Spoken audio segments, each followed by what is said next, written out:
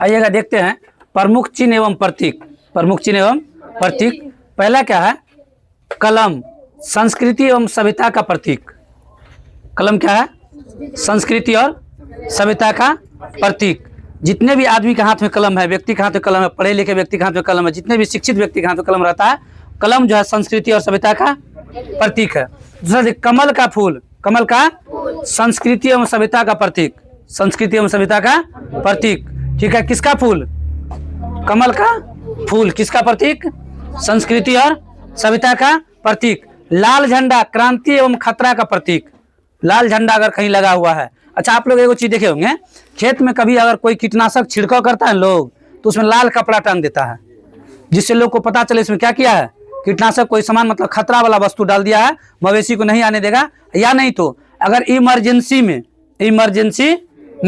अगर कभी कहीं ट्रेन को रुकवाना होता है ना, इमरजेंसी में ट्रेन को रुकवाना होता है, तो उसके आगे बड़ा सा लाल झंडा लेकर के, लाल कपड़ा लेकर के बहुत मतलब आदमी खड़ा हो जाएगा, तो लगेगा इमरजेंसी में ट्रेन को क्या करना पड़ेगा, रोकना पड़ेगा।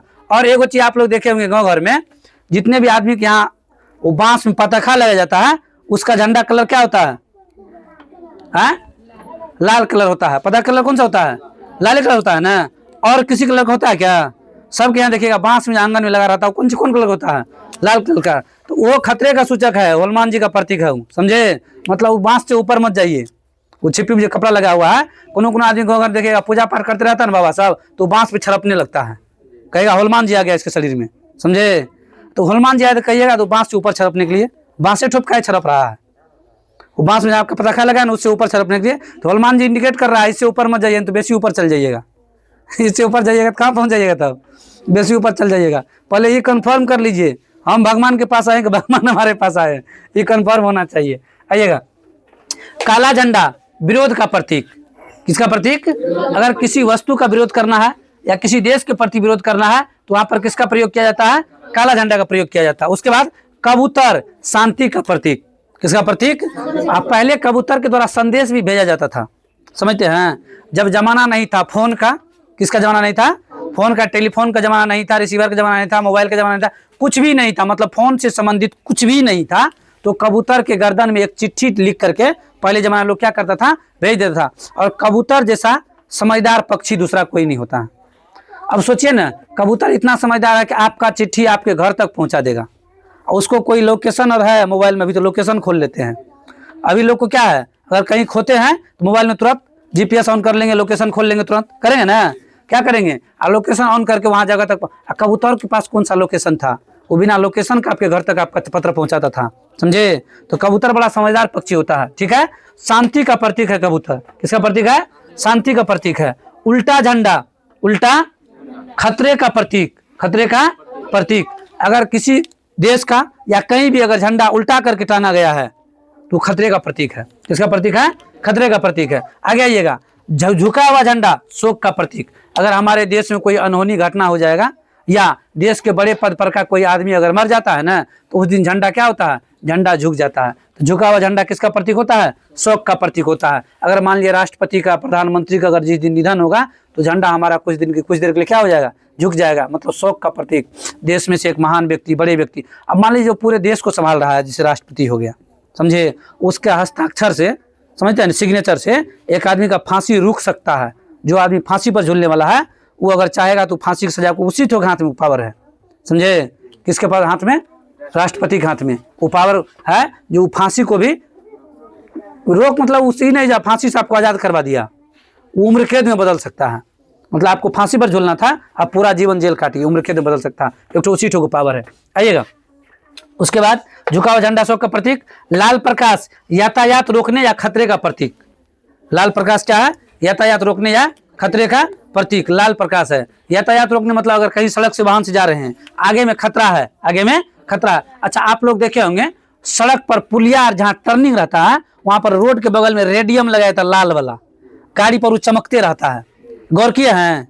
रोड पर से अगर जाइएगा, जहाँ पर टर्निंग है, पुलिया का थोड़ा सा या रोड का टर्निंग ज्यादा रहता है, तो वहां पर क्या किया जाता है? रोड के बगल में उजला वाला पट्टी जो होता है, रोड पर उजला वाला पट्टी जो होता है, उजला वाला पट्टी जो होता है, उससे उस पर रेडियम चिपका देता है। रेडियम मतलब वो चमकेगा, लाल हरा चमकते रहता है, लाल हरा, एक बार रहेगा लाल, एक बार रहेगा हरा। अब दोनों का मतलब क्या होता है?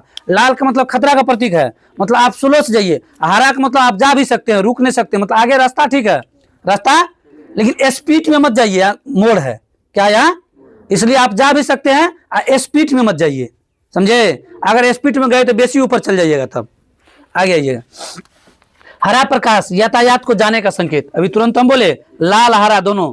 तो जैसे मान लीजिए ट्रेन जो आता है, तो ट्रेन को यदि सिग्नल नहीं मिलता है तो रेड लाइट रहता है, और सिग्नल मिल गया तो हरा हो जाता है, हरी बत्ती और लाल बत्ती, समझे? तो ट्रेन अगर रुका हुआ तो लाल बत्ती, या रुकने वाला है, रुकने का अगर आगे पर नहीं है लाइन, तो उसको अगर ग्रीन सिग्नल हो गया, हरा बत्ती हो गया, तो ट्रेन क्या करेगी? चल पड़ेगी आगे के लिए। आगे आइएगा। फिर लाल रेड क्रॉस डॉक्टरी सहायता, आप लोग एम्बुलेंस में देखिएगा, एम्बुलेंस वाए वाए वाए वाए करेगा, और उससे रोशनी कौन सा निकलता है? लाल कलर का। किस कलर का? लाल कलर का। तो किसका? डॉक्टरी सहायता का प्रतीक है। एम्बुलेंस में लाल कलर का ही रोशनी क्यों निकलता है? पीला, ब्लू, नीला, हरा, भूरा सब निकल सकता था ना, लेकिन लाल डॉक्टरी सहायता है। क्या? डॉक्टरी सहायता। और अगर कहीं भी एम्बुलेंस जा रहा है, अगर सड़क पर से एम्बुलेंस गुजर रहा है, ठीक है, अगर भीड़ भाड़ वाली जगह है, आप फ्री टाइम में या नहीं भी है तो 2 मिनट रुक कर भी एम्बुलेंस को रास्ता दिला दीजिए, क्योंकि एम्बुलेंस में आम आदमी, हम जाएंगे एम्बुलेंस में बैठने, अभी आप में से कोई जाइएगा? कौन आदमी है जो जिंदगी मौत से जूझते रहता है, मतलब जिंदगी मौत के बीच में रहता है, वही आदमी एम्बुलेंस में बैठता है? परेशान, बीमार, असहाय लोग में बैठने जाएगा? जो स्वस्थ है उससे कोई जरूरी है एम्बुलेंस का? नहीं जरूरी है उसको। आगे आइएगा। पीला प्रकाश, पीला प्रकाश संक्रमित मरीजों को ले जाने वाला वाहन होता है। संक्रमित, जैसे मान लीजिए कुछ दिन पहले आप लोग देखे कोरोना वायरस आया था, तो कोरोना एक प्रकार का संक्रमित था, संक्रमण बीमारी था कोरोना। क्या था? संक्रमण। तो संक्रमित मरीजों को ले जाने वाले वाहन है। उसके बाद बाँ पर काला पट्टी शोक विरोध दुख का प्रतीक। बाँ पर काला, अगर यहाँ पर काला पट्टी किसी वस्तु या कोई पुतला उतला बना करके उसमें लगा हुआ है, समझे, तो वहाँ क्या है? वो किसका प्रतीक है? शोक, विरोध या दुख का प्रतीक। और वैसे भी हम लोग जानते हैं काला झंडा किसका प्रतीक होता है? विरोध का प्रतीक होता है। किसका प्रतीक होता है? विरोध का प्रतीक होता है। आगे आइएगा। क्या कर रहा है? जो ओलिव की शाखा शांति का प्रतीक। चक्र, आप लोग अशोक चक्र के बारे में नाम सुने होंगे, जिसमें 24 गो तिल्ली होता है ना। हम लोग के झंडा के बीचे में अशोक चक्र है ना। हमारा भारतीय झंडा जो है, वो झंडा के चक्र में क्या है? अशोक चक्र का मतलब ये हुआ, और कहता है चक्र हमारा कदम कभी न रुकेगा। और कहता है चक्र हमारा, मतलब चक्र का कहने का मतलब है जिस प्रकार से चक्र कभी घूमना बंद नहीं करता है, उसी प्रकार से आप अपने कदम को कभी आगे बढ़ने से मत रोकिए, आगे जाने दीजिए आप कदम को। आप कहाँ तक पहुंच सकते हैं, कितनी ऊंचाई तक जा सकते हैं, समझे? आपका मुकाम कहाँ है, वहां तक आप पहुंच सकते हैं। तो प्रगति का मतलब प्रगति करना, दिन प्रतिदिन प्रगति करना। सिर्फ बच्चा से बड़ा होना प्रगति नहीं है, जीवन में कितना सक्सेस किए, कितना बड़ा आदमी बने, ये प्रगति हुआ। क्या हुआ? ये प्रगति हुआ। ये कब कर पाइएगा? जब पढ़िएगा लिखिएगा तभी न कर पाइएगा। बताइए, अनपढ़ आदमी, कौन आदमी?